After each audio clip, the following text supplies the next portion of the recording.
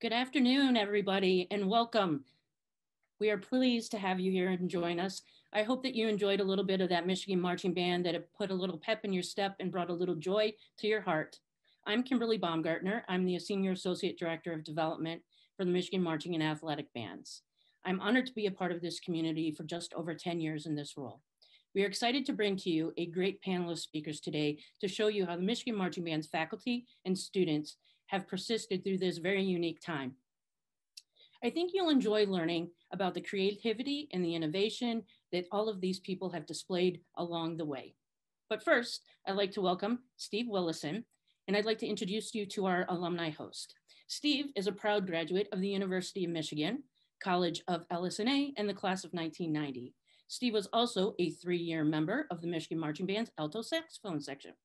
Currently, Steve is a practicing attorney in Grand Rapids, where he is the managing stakeholder in his firm. He has been blessed with 9 children, 4 of which are college age. Steve, I think I just heard like a collective like, oh, wow, across the interwebs. Also, Steve, 3 of his children are and have been members of the Michigan Marching Band, with the most recent being a graduate this spring. As you can imagine, being a member of the Michigan Marching Band has a profound impact on students' lives and their collegiate experience. The most common thread I hear when speaking with alumni are the skills that they learned as being a member of this ensemble are the skills that they take forward with them and use in their professional and personal lives, no matter how short or how long ago they graduated.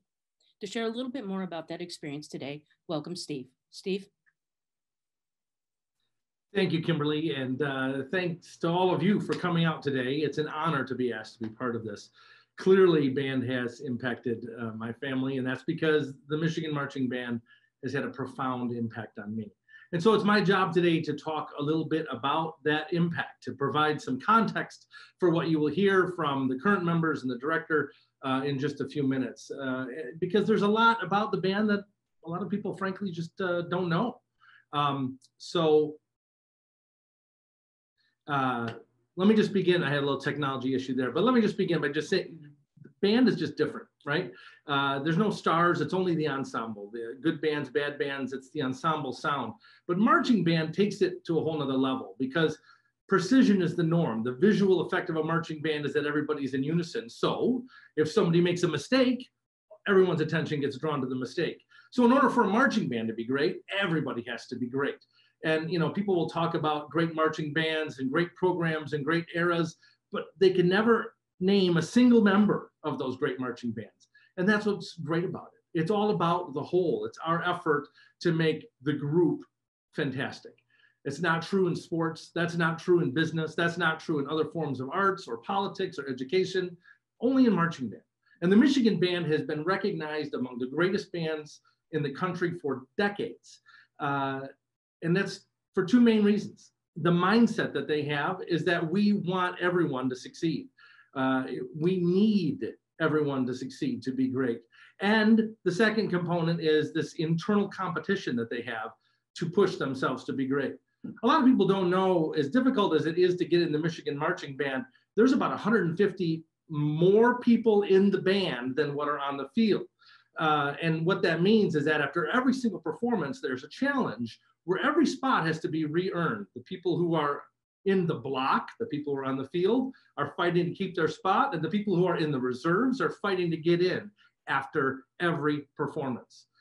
It's not unusual nowadays to spend almost a whole year in this reserve portion of the band. But every week they have a shot, and it's fiercely competitive because of that. But somehow it's also oddly supportive because everyone knows that if you're better than me, you should be in the block. And if I've let you get better than me, then I'm going to work and I'm going to take my spot back. And you're going to work and not let me. And that's going to push the band forward. That's what makes the Michigan difference. That's what makes the Michigan Band exceptional. There's no limits in front of you. There's 150 people chasing you from behind, right? This band calls people up to its level. It doesn't come down to theirs. It has a standard and it doesn't wait for any individual to get ready. It chooses from people who can prove that they are ready. And so if you want to be a part of it, you have to go get it. It's available to everybody, but it's given to nobody. It's a daily reminder of how the real world works, right? Medium gets handed out, greatness has to be chased. That's what I learned back in the 80s when I was in the band. That's what Ravelli and Cavender taught in the 50s and 60s. That's what my children are learning in the 21st century under Dr. Pasquale. That's why our alumni thrive in the real world. And that's what you're going to see today when you meet these young people in the band. Let me just give you a little taste of my experience. I didn't make the block my first 3 games when I was in the band. So I was raring to go when the 4th one came around. And so you line up in the tunnel before the game. And I don't know how many of you have had an experience in the tunnel, but it's long and it's not very well lit. And when you're in the back where my section was, it can get a little dark, and you wait and you stretch out and you're clearing your head and thinking about what has to be done and what you're going to do. And there's certain traditions that the band does.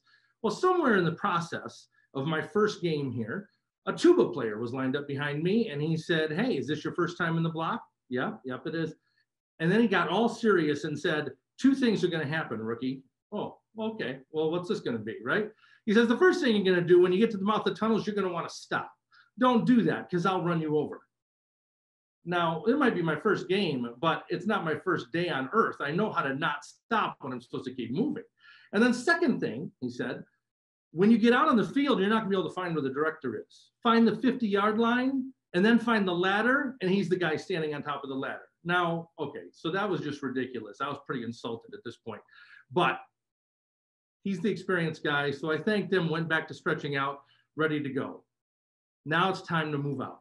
It gets dead quiet in that tunnel. And you hear the 4 tweets of the drum major's whistle, and the drums just literally explode. It is so loud in there. And then suddenly everybody is going down the tunnel, 220 steps per minute, right?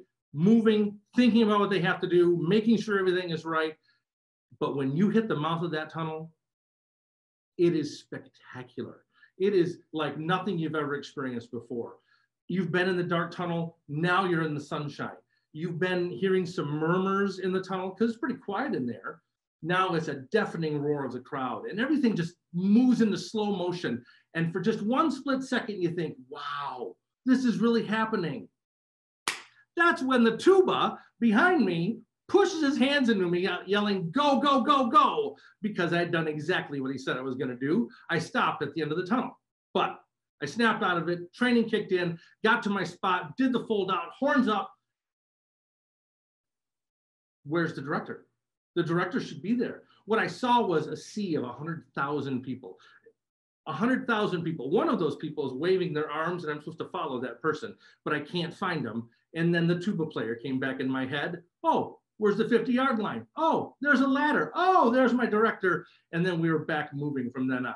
You see, the tuba knew what I didn't pay attention to, right? And he wanted me to succeed, and he just told me flat out, as basic as he could. And the lesson was learned. We all have stories like that in the band. Everybody who's come out of that tunnel has stories like that.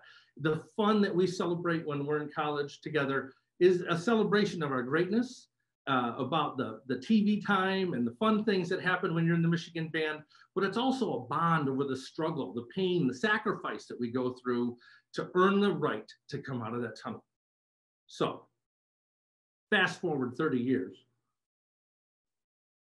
My oldest daughter is in the band now, but she spends her whole first year in the reserves. She's struggling, she's working, she just can't get out of the reserves. And that's very unusual for her. She's always been all A student, captain of her sports team, drum major of the marching band. She's in the reserves. And it was fascinating to watch her struggle and dig and find more inside of her than she knew to get that spot. Well, one day, early September, her second year, she calls me up bawling. She can't speak. That's not something a father wants to hear. Finally, the words come out. She says, "Daddy," excuse me, it's still, I've practiced this several times. It's very emotional. She says, "Daddy, I've made the block." Now then I'm crying. My wife wants to know what's going on.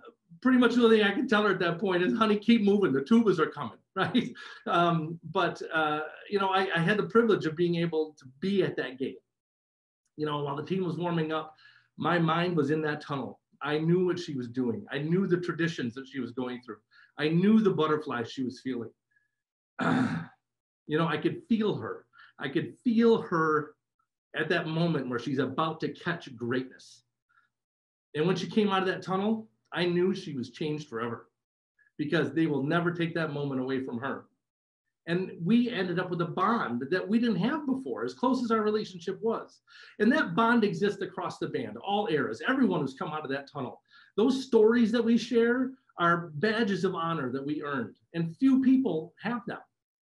You know, my band friends came from all walks of life, and today they've chosen every imaginable lifestyle. They're liberal, conservative, they've settled in every region of the country, traveled all over the world, pursued very different goals out of life, but we all share this one thing. We've tasted what true world-class greatness feels like. We know what it takes to chase it. We know how it feels to catch it. And we know how to use that in our day-to-day life. At the risk of being too dramatic, this world needs the Michigan Band. Something that cares more about people's potential than it does about their comfort. Something that teaches you that you can be great, but is honest enough with you to say, this is not going to be easy. You have to earn it. And now this band is leading the way in a new area of greatness. It's going to be the first self-funded University of Michigan, the self-funded university marching band, right? They're creating an endowment, in other words, that will ensure that this band will never be cut or limited in any way simply because of financial reasons. Under the leadership of Kimberly Baumgardner, who just introduced me, and thanks to people like you, it's already well on its way to completion. It will be a promise to the students of the future from those who value its past. You know, when I've had a chance to speak to my children's friends, I hear and see the same things that I experienced when I was there, right? The struggle, the determination, the success, the pride. And I've told you all these stories and all this stuff so that you don't miss it when you hear from these young people who are about to speak. Young people who are part of that bond, who have earned nothing more than a chance to work for a spot in something that is still so great that if they let up for a minute, someone's going to take it. The Michigan Band changed me. It changed my daughters who are coming out. It will change my son who's going in, and I am so grateful that it has. So let me just conclude by saying that as a dad and as an alumnus, if I could travel in time and put my children in any era of the band, including my own, I would choose, well, a non-COVID year in this current era under Dr. Pasquale. Their greatness is bigger. Their band does more than any other band in our history, but that's because this administration is building their success on ours, like we built ours on the bands before us. They don't destroy the old and then replace it. They expand it, they grow on it. But yet they're also not clinging to the past. They honor it by embracing the mindset and then not being afraid to update their style and techniques. So it is my honor, my great honor, to introduce the man who's not only preserving this legacy of the Michigan Band's greatness, but pushing it forward, making it even greater with the urgency of the same people who founded it, who started this, translating this language of greatness for a new generation to hear. Ladies and gentlemen, please help me welcome the Donald R. Shepard Chair in Conducting and the Director of the University of Michigan Marching and Athletic Bands, Dr. John Pasquale. Hello, everyone. And thank you, Mr. Wilson. That was an incredibly generous introduction. You know, it's great to be here with all of you. Go Blue. As Mr. Wilson said, my name is John Pasquale, and I have the honor of being the director of the Michigan Marching Band. As I begin today, I just want to give you a heads up that I stutter. It's just a part of who I am. So if it makes you uncomfortable, I apologize. I tried shock therapy and it just made my hair stand up. But so just wanted to get that out there just in case you're like, what's wrong with this guy? A lot, but for currently right now, it's probably just my speech impediment. But on behalf of the faculty, staff, and students of the MMB, I just want to thank you so much for the opportunity for us to be a part of such a wonderful and engaging webinar series. Even though currently right now, all of us are living through extraordinary times, I have to say working with our students and engaging with such dedicated alumni and supporters is testament to the strength of the Michigan community. So, as I tell my students, excellence is the bare minimum of expectation. You must be exceptional in everything that you do. The MMB has embodied the true spirit of Michigan and has been a staple of tradition, legacy, and ambassadorship for well over a century.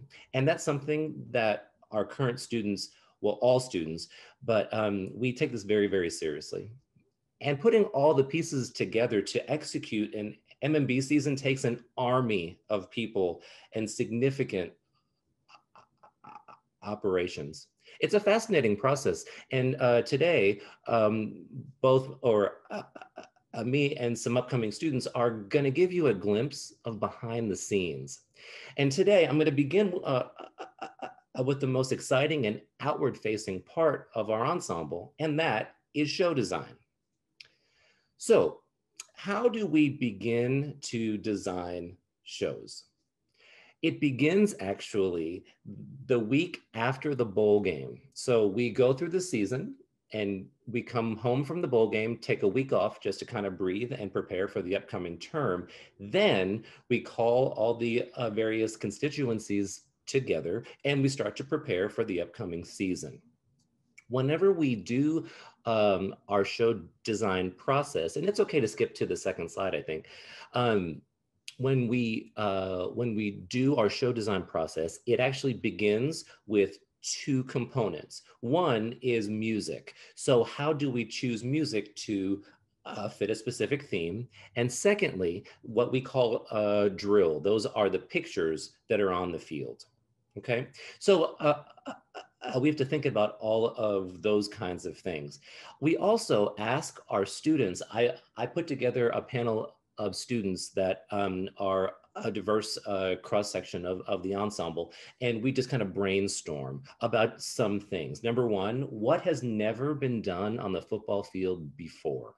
Because marching bands exist and have for a while, some of this stuff is a bit stale, I'll be honest. So how do we figure out things that are new and innovative to try to be creative? Secondly, what's going to break the internet?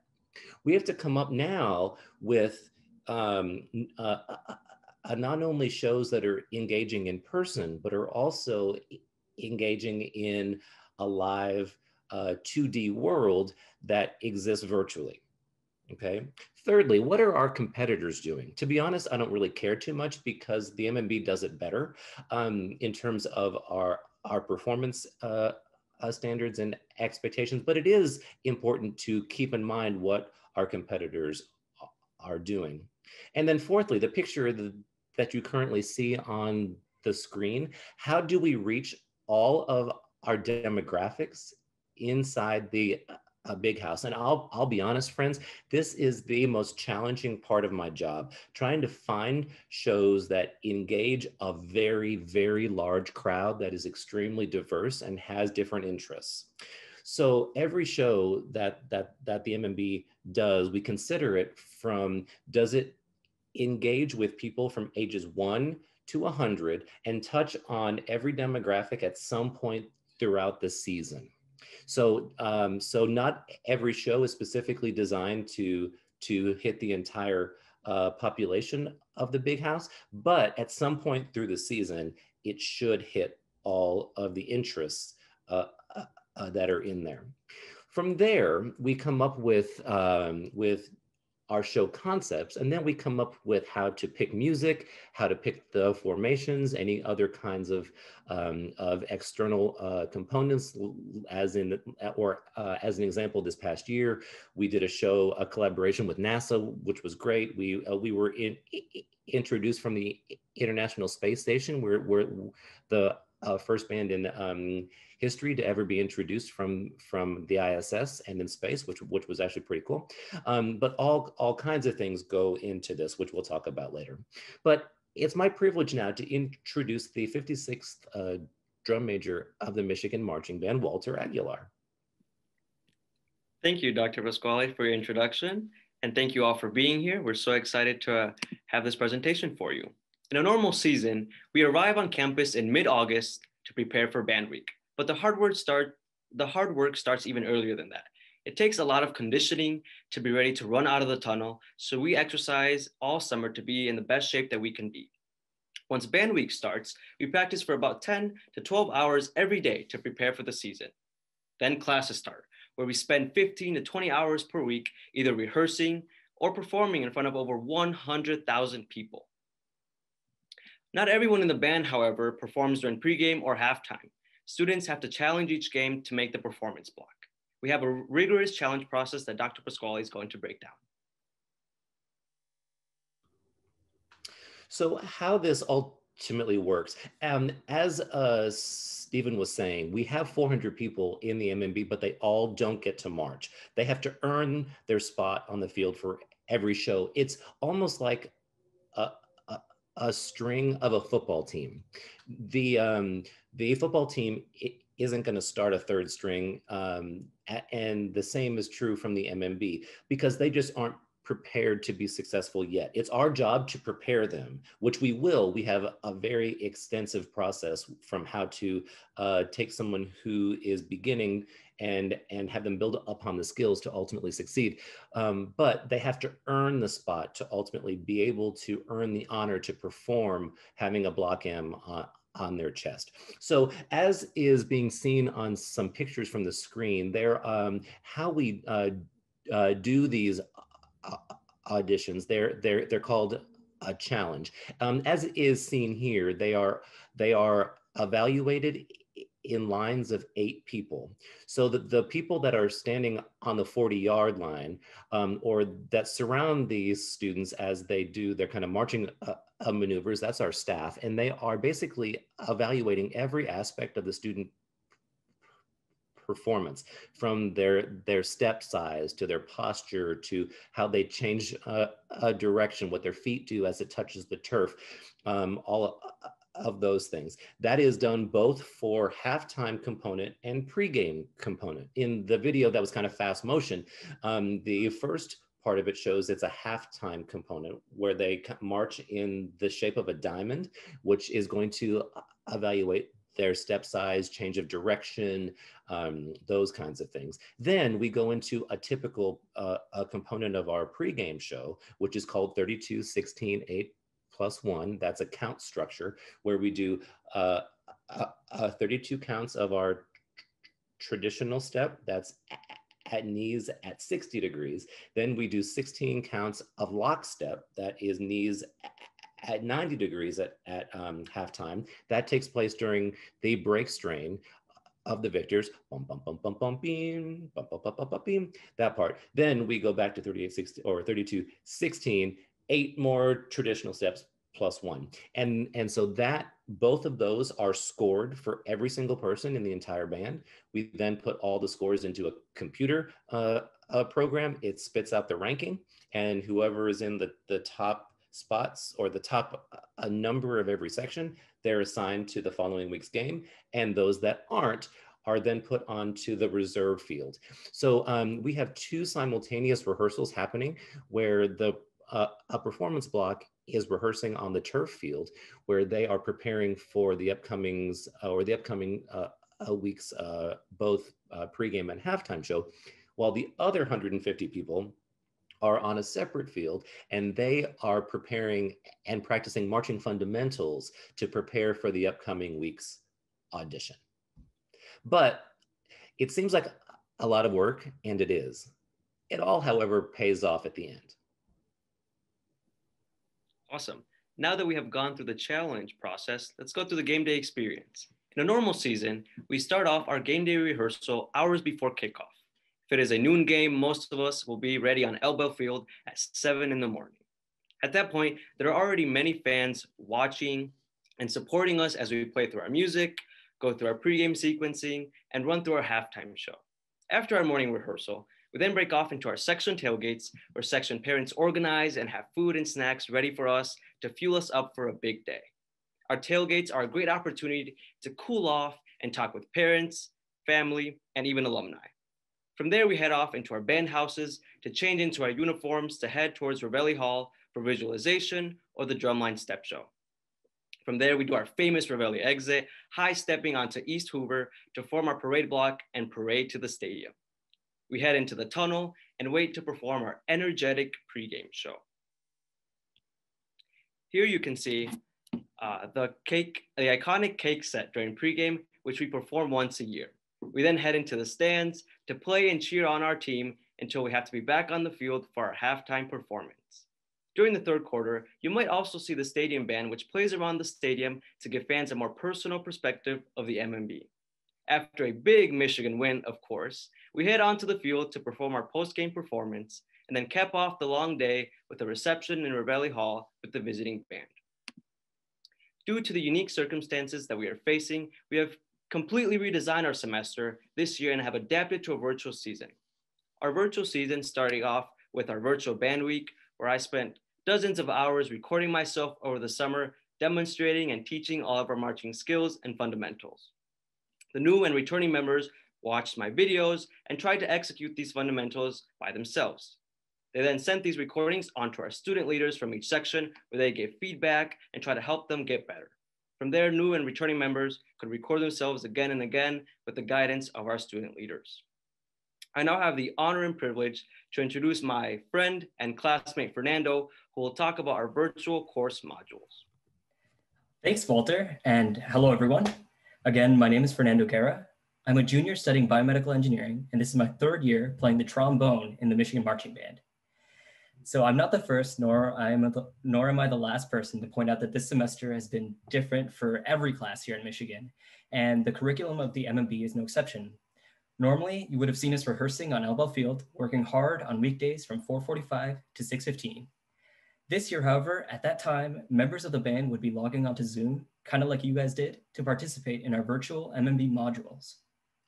So what is one of these modules? A module was essentially a 2-week virtual masterclass taught by the faculty and staff of the MMB.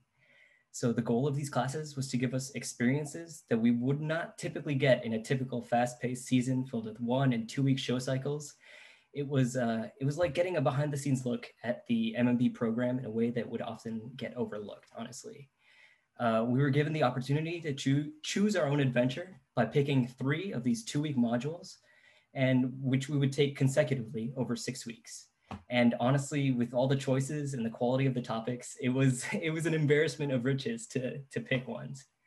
The themes of these modules were extremely varied, from discussing leadership principles with distinguished speakers such as Colonel Fettig, the conductor of the US Marine Band, and President Mark Schlissel, to arranging and creating original compositions with our Associate Director of Bands, Dr. Fry, to even learning some interview, investment, and home buying advice from one of Professor Pasquale's modules called Next Steps.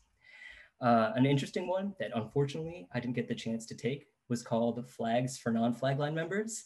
I do have some firsthand accounts though from my friends that it was pretty difficult learning the technique and a whole routine in 2 weeks. But the consensus was that it gave them a new appreciation for a part of the band that they normally wouldn't get to interact with, the flag line. That, and they got to spend a bit of time outside, breaking the monotony of being on the computers all day, which they said was a big plus too. In a word, I would describe the module learning from the semester of the MMB as being enriching, which is coincidentally a word that I would use to describe a normal band season. So things were different, but I would say that the experience that I had was excellent. It was honestly great to virtually collaborate and interact with the new members and some old friends that I haven't seen in a while. So here to talk about another aspect of our virtual season this year is a fellow band member of mine, Allie. Thank you, Fernando. Hi, everybody. It's nice to be here virtually with all of you today. I am a current junior in the trumpet section, and I've been a part of the MMB for 3 years. And in that time, the band has been such a great part of my life. And this year, we have definitely made the best of our circumstances. Like Fernando said, we have been doing the virtual modules, but we also wanted to actually be able to come together and make music, because that is why we're all here together. And so how we did that is by all of us recording our own videos of ourselves playing the music for different shows. And then we would submit all of the audio and video for those, and then they were all compiled together. And it takes a little bit of extra work than just playing with the whole group, but it encouraged us to be able to preserve our musicianship within the ensemble and promote relationships between all of our new members that we haven't been able to interact with quite as much in person. To go along with all of this, we also had virtual Zoom sessions with the entire band where we would get together and go over all of the musical aspects of the songs so that people would know how to do tricky rhythms or what we wanted the shape of the song to be. And so in those ways, we've been able to overcome the obstacle of instruction being in person. So we are doing the best virtually with those. And we have done 2 shows and have put lots of work into that. So we hope that you will enjoy them. Great, Allie, thank you. Isn't it obvious? I teach the best students in the world. Like, I really have the best job ever. I mean, the 3 people talking are just a small representation of every single person that is in the MMB. I mean, they are the best and the brightest. And I have meetings with students all the time, and I'm not the smartest person in the room. And I love that. And that's how it should be. They're all going to change the world, and I want them to, and I'm going to champion them for the rest of my life because they're so inspiring. And it's just such an incredible thing. So as Allie was saying, the MMB this term had to reinvent quite literally everything that it does. So because we were completely virtual, we still wanted to give the students a performance experience. So so this fall, we are still going to be releasing 2 halftime shows. However, they are both going to be virtual. So the first of which is going to be released on November 28th in preparation for the Penn State game. So please be sure to keep an eye out on our social media channels to be able to see it. But it's also, there's going to be a link in the in an email newsletter from OUD that'll be coming out soon as well. So the show is entitled "Hail to the Frontline Heroes," and it's a show that is to honor all the people that have helped us to ultimately, that are continuing to help us fight the pandemic. It's the obvious people that are healthcare workers and supply chain workers, but it also goes beyond that to truck drivers and grocery store clerks and all the people behind the scenes that are helping our society and economy continue. So there's also a part of the show that is in memory of the 250,000 people that have just tragically passed away from this.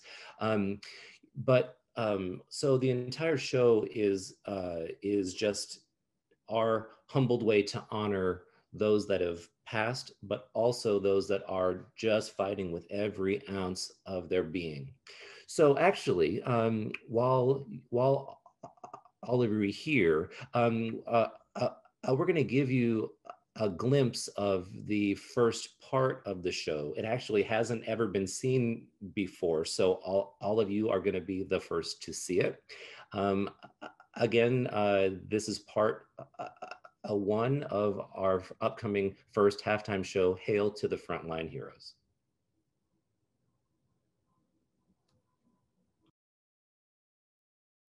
Presenting the Michigan Marching Band.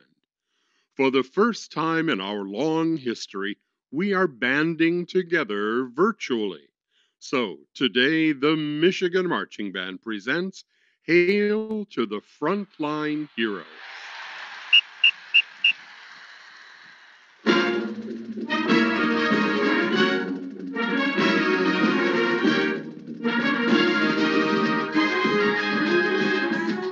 To meet our current challenges, we need heroes to keep us safe.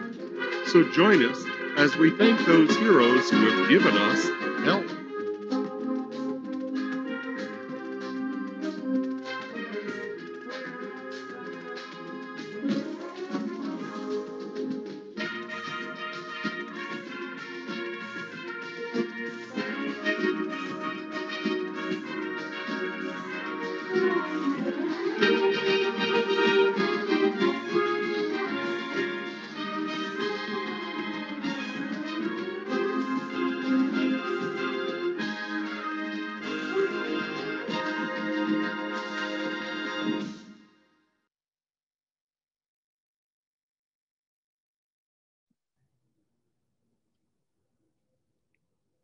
What an awesome video. That just shows a testament of what we have done to come together to make the best of the situation. And I'm so proud and inspired to be a part of such an amazing group. While the marching band is very time consuming and busy, the directors and staff understand that we're students first. Here you can see that the MMB is composed of students from all different academic interests. There are students representing 12 different colleges within the university, such as the School of LS&A, Art and Design, Education, Kinesiology, and the Ross School of Business. Over 30% of the band is made up of engineers, and only about 3% of members in the band are in the School of Music, Theater, and Dance. This shows the vast talent of our members. On this next slide, you'll see that students come from all over the country. While I was raised in Michigan, I love hearing the stories from my friends of the weather in Seattle or the cornfields in Illinois. Each student brings their own unique set of skills and experiences to the MMB. On this next slide, you'll see the many generations that come through the MMB. We are so inspired to continue to strive for the highest level of excellence by the alumni who have come before us, but also many family members have come through the MMB. Here you can see many generations in which you can see Megan and Lexi Willison, along with their father, Mr. Willison, who you heard from today. This is just one example of the many generations that come through the MMB. We are so inspired by our alumni and for many, their family to continue a rich legacy. So obviously not all of our students have had family in the band before. And even though none of my family was in the band, and although it sounds cliche, it's true, the sections of our band definitely serve as our families away from home. Sometimes in rehearsals, I would take a step back and look around at my peers in the trombone section and just remind myself of how fantastically talented, fantastically motivated, amazing and good all of them are. These are the people that inspire me to do my best, both in and out of the MMB. I'm really thankful that I can call them my friends, ask them questions, play games, perform music with them. We look after each other and care for each other. It may be easy to become really focused on the competitive nature of the MMB, as Mr. Willison and Professor Pasquale alluded to with our challenges. The highest levels of excellence and precision are expected of all of us, and it's undoubtedly super important. Just as important, the MMB, at least for me, has built this amazing community of support and camaraderie with my lifelong friends. This semester, we encountered different types of challenges, but again, I'm thankful that I can contribute to the love and support of my band family, although virtually, in these times that we needed the most. I'm sure that you can commiserate, Allie, with at least some of these feelings of community with your own section mates. Oh my goodness, yes. Thank you for that. I absolutely love the trumpets. They're some of my favorite people. You can see them on the slides. We are quite a large section, but our hearts are large and all of us make this one giant family, and it's so much fun to be a part of, and I'm so grateful for that. We have a lot of trumpet traditions that we do throughout a typical band season.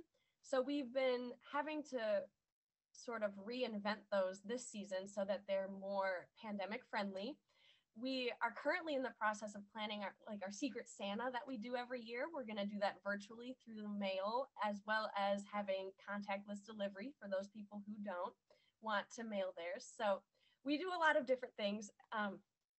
But basically, we have such a great community in there because you're spending so much time with these people that you're going to become super close because all of you are working so hard and encouraging each other. And the band does have a super supportive atmosphere, which is so helpful. But even beyond my section, the virtual season this year has been really good in the fact that it has expanded me to meeting people beyond just the trumpets. I find myself every year meeting new people from other areas of the band because it is so large. It can be a bit difficult sometimes to meet the entire band. that's 400 people. So because of that, in the virtual season this year, I've had breakout rooms where I meet these new people that I've never met before. And it's so exciting because we get to expand this family beyond just my section to be the entire musical family as a whole, which is how it should be. And I absolutely love that. And even beyond the current band, it's expanded. I ran into someone in a trumpet quarter zip from Michigan at an airport one day, and I had never met them before. They weren't from my years, but we struck up a conversation and thus built another bond within the band family. So what I love about the band is that it really does surpass all section boundaries or age boundaries. Once a band member, always a band member. And so I'm very grateful for that. On this next slide, you'll see some adorable pictures of some future Wolverines dressing up as band members. These kids come to our rehearsals almost every day, week to week in a normal season. The band continues to inspire future generations, and it is absolutely amazing. On this next slide, you'll see how the relationships that you form in the MMB can last a lifetime. This is a couple that met each other when they were in the band. And now I'd like to invite Dr. Pasquale back to the stage as we head into our Q&A session. Thank you all. Great, thank you, Walter, Ali, and Fernando. I hope everyone out there can see how incredible our students are. It's truly wonderful. I would also like to thank Mr. Willison for his incredibly powerful and kind words. I would also like to thank OUD and their team for having us here today. It has certainly been an honor. So there are some questions coming through the Q&A feature. Please be sure to type anything in there. We do have a couple questions. I'm just going to moderate them, Walter, if that's okay. And I'll ask for some specific feedback. So the first question from Bill Richards. By the way, Your Honor, it's an honor to have you here. Thank you so much for being here. Have we ever had a married couple in the band? And you know, to be honest, I don't know that, but I would assume so, but I will certainly check that out and get back to you.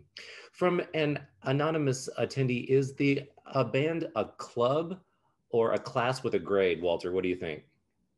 The MMB is under the academic portion of the School of Music, Theater, and Dance. So it is a class, and you can take it for 2 or 1 credit, depending on how it fits with your schedule. And so that's cool because, you know, you also get to do something that you really love, but you also get to learn music and add that to your schedule. And in doing so, I have created a music minor from that. And I know that many others in the MMB have as well.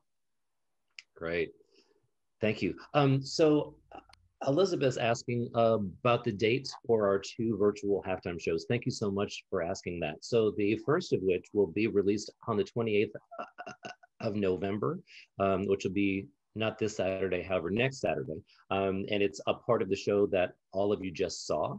And then our second halftime show, the title of that is going to be called Bringing Back the Big House. And that's going to be released at the Ohio State game.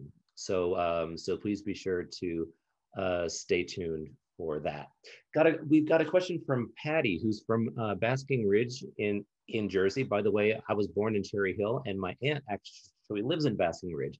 I sure hope that you have some pizza for me, because I would love a slice of pie, I'll tell you.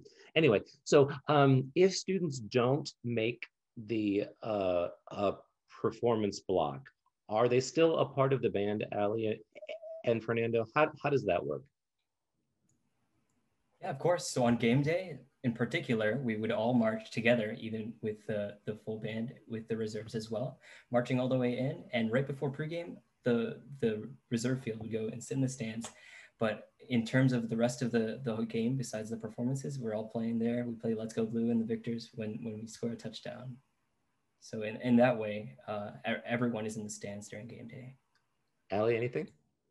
Yes, to echo what Fernando said, yeah, if you're in the reserve field, you're definitely still a part of the family. I know I've been there in the past, and I'm sure that many others on this call have been too, who are students.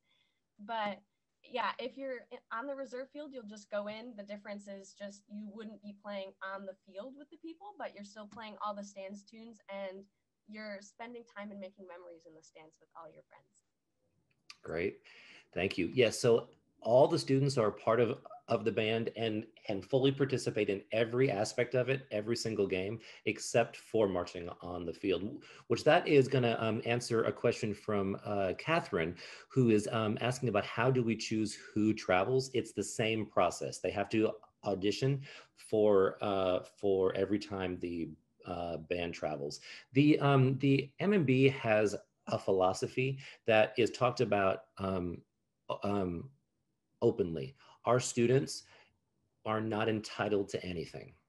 And that's a key life skill that they all really need to learn. You have to earn everything in real life. And so that's how the MMB approaches things too. So in order to travel and in order to perform, you have to earn it.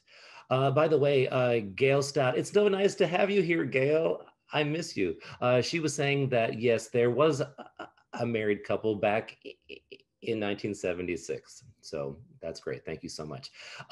We have another question about the impact of COVID-19 on the finances of the MMB, which Dean, thank you for that question. I'm going to answer that one in just a second. I'm going to bring back Kimberly Baumgartner to also talk about a question we have from Marianne Swenson about support of the MMB. So can we briefly talk about this? So first of all, KB, how has COVID affected our finances? And then also the question from Marianne asking about how can people support the MMB and the self-funding efforts. Thank you for both of those questions, by the way. KB? Hello. Yes, as you can imagine, with the students whose families have been impacted by COVID, as well as the loss of internships the previous summer and jobs. So the impact has been great. We, as other members of our community, are focusing our fundraising on scholarships and campus reactivation so that we can help provide PPE and the necessary resources to help our students through this difficult time. If you're interested in supporting any area of campus and or the Michigan Marching Band, you can do so by going to Leaders Invest.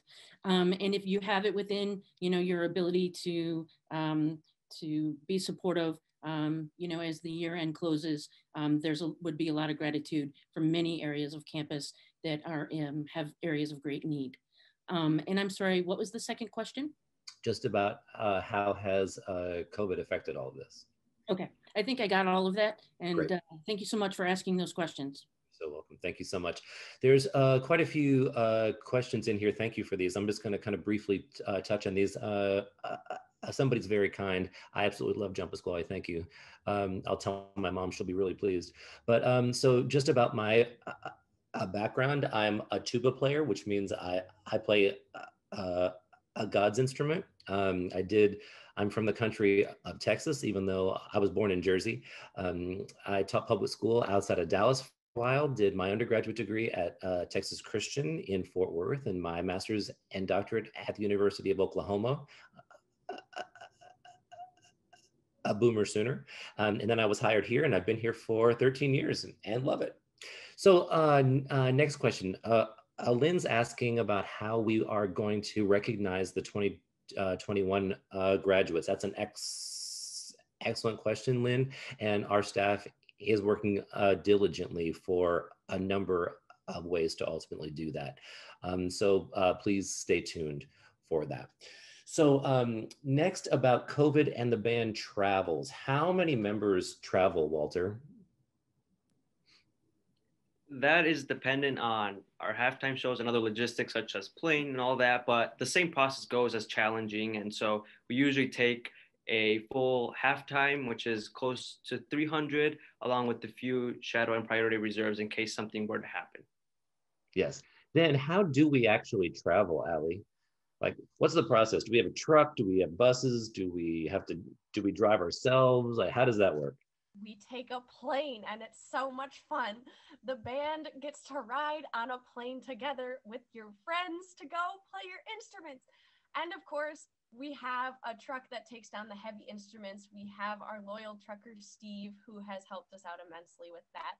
And so we all will, for the long trips, we'll go on a plane. And then once we get to our destination, they'll take us via 6 big buses around all the time. And if we're going somewhere just closer in a normal season, like to MSU for a travel game, then we would just take the bus there. Great. Thank you for that question. Marianne's asking about the size of our pregame block versus halftime. That's an excellent question, Marianne. Thank you. So for halftime, we march 276 students, and pregame is 235 students. And those numbers, they are consistent every year. So thank you for that question. Tim asks, are the rank leaders and section leaders subject to the challenge process? So Walter, being one, you want to talk about that? Or Yeah, you were being the drum major? Yeah, absolutely. So before the season, I was a rank leader for the horn section, and you do have to challenge. It's a little different. You don't challenge as often, and every section has a different number of times in which you have to challenge. But when you aren't challenging, you are recording and taking comments for the members in your section so you can help them. You know, what can they do next time to be better? But yes, we do challenge. Even though we are the rank leaders, we do. And it's part of what makes our leadership and our band so great. Great. Thank you, Walter. I am scrolling through these questions. We had an excellent question about, from an anonymous attendee, and they asked about their time in the MMB in the 60s. It was all men. So when were the women started, or when were women allowed in the band for the first time? Do any of you know, students? I believe it was 1972. Exactly. So, so unfortunately, and I say that term on purpose, unfortunately, it took until 1972 to allow women in the band. Thankfully, we have fixed that, and they have built an incredible legacy and added to an incredible legacy of the MMB. So I am so thankful that they finally figured that part out, which is great. Someone's asking about if you're, are the reserves considered a part of the MMB? And the answer is a resounding yes, for sure. Thank you. There's a question, Fernando, perhaps we'll pass it to you. What's the process for incoming students to audition to be in the band? And then also, do you have any advice to students on how to prepare? Of course, that's a really good question. Yeah, so the process to audition to the MMB is actually pretty simple. You're just going to record yourself playing the best that you can. There are a few guidelines. Don't remember them off the top of my head very well, but if you go onto the website, for sure, there'll be a splash page right there instructing you how to do that. But yeah, you just play your best, and this goes back into my advice for any new members. It would be new prospective members would be just try and throw yourself out there, really give yourself the opportunity to be a part of this. That would be my advice. You won't regret it, is what I would say. Indeed. You absolutely should audition. I talk to hundreds of prospective students every year, and they ask this question: am I good enough to be in the MMB? The answer is absolutely. How hard are you going to work to do it? The choice is yours. You have the potential. You're going to be coming to Michigan, so you're clearly brilliant and creative and empathetic and just fabulous. How hard are you going to work? So, by the way, to be accepted in the MMB, it's only by a music audition. So, so the standard of music performance is the threshold to ultimately allow people in. There are some questions about people that are in the hockey band, basketball band. Are they a part of the MMB too, Allie? They are indeed. I was a member of the basketball band, and I've subbed for hockey band before. Those bands are a little different, that they accept members, or they accept non-members by an audition basis. So we've had a few members of the basketball band who weren't in marching band, but the marching band members are most definitely encouraged, and they make up the majority of the athletic bands. Great, thank you. Marcy asked an excellent question for Walter. So what's the process to become a drum major? Does she or he have to play an instrument, or how does that work? Yeah. So you do have to play an instrument. Like I mentioned, I was a member of the horn section for 3 years, and the process is long. So it starts out in January when you schedule an interview with Dr. Pasquale. That's also along with a student application where you answer different questions and you give your leadership experience. From there, Dr. Pasquale will choose the semifinalists who will go on to perform in front of the staff. That consists of marching, your whistle commands, the back bend, the goalpost toss, everything that is within the responsibility of the drum major. From there, the directors and the staff will choose finalists. In the previous years, it's been 3 finalists, where the finalists will perform in front of the entire band. Well, they again will perform all these fundamentals, starting off with the speech, marching, whistle commands, vocal commands, the back bend, of course. And the band will vote at the spring meeting. And at the end of the meeting, the new drum major will be announced. Great. And I think, by the way, thank you for all of the questions coming in, but because of time, we're only able to take a final question. And it's going to be this. So can Walter be the drum major again next year, or is it a one-time deal? I assume that question is directed towards me. It's not a one-time deal. Actually, the previous drum major, Kelly Bertoni, who is amazing, was drum major for 2 years. You can audition for drum major as long as you're a student. Doesn't matter how young or how old you are. Which I think we're all in agreement that we hope to have Walter add an extra year to his time in school, because currently he's the answer to a trivia question: who's the only MMB drum major in its history that hasn't performed in the big house in their role as drum major. So maybe all of you on this call can encourage him to add an extra year in school, because that would be really great. So I think with that, it is time for us to stop. So any final words from our incredible students? Thank you so much for having us. Thank you for your support, and we hope you enjoyed this. Great. And Kimberly Baumgartner, any final words? Thank you all. Thank you, Walter. Thank you, Fernando. Thank you, Ali and Dr. Pasquale. And then we'd like to thank all of you for joining us. Also, we'd like to thank Steve Willison for being with us and taking time out of his busy schedule to be our host and to explain a little bit from his perspective what it was like to be a member of the marching band. Please take care of yourself and be in good health as we move into the holiday season. We care about all of you, and we hope to see you soon in person. We look forward to hearing from you on your feedback. OUD will be sending out a form in which you can provide your feedback. They're very interested in hearing about your thoughts about this and future programming and past programming, because we want to make sure that we can continue to connect with you in a meaningful way as we move through into 2021. Thank you all, and go Blue.